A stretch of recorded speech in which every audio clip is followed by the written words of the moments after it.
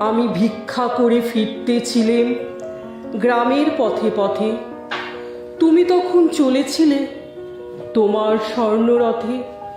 অপূর্ব এক স্বপ্ন সম লাগতেছিল চক্ষে মম। কি বিচিত্র শোভা তোমার, কি বিচিত্র সাজ। আমি মনে ভাবতেছিলেন এ কোন মহারাজ। আজি শুভক্ষণে রাত পোহালো, ভেবেছিলেন তবে আজ আমারে দাঁড়ে দাঁড়ে ফিরতে নাহি হবে। বাহির হতে নাহি হতে কাহার দেখা পেলেম পথে। চলিতে রথ ধন ধান্য ছড়াবে দুই ধারে। মুঠা মুঠা কুড়িয়ে নেব, নেব ভারে ভারে। দেখি সহসা রথ থেমে গেল আমার কাছে এসে। আমার মুখ পানে চেয়ে নামলে তুমি হেসে।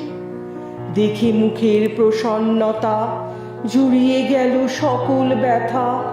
হেন কালে কিসের লাগি তুমি অকস্মাৎ আমায় কিছু দাও গো বলে বাড়িয়ে দিলে হাত।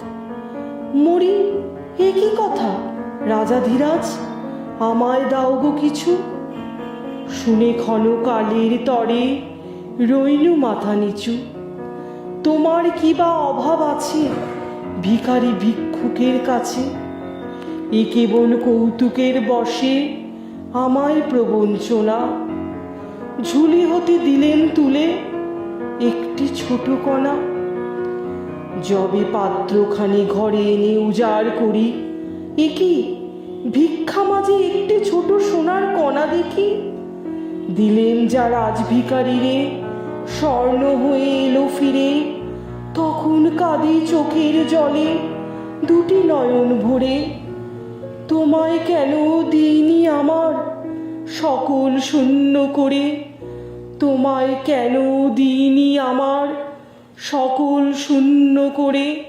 নমস্কার।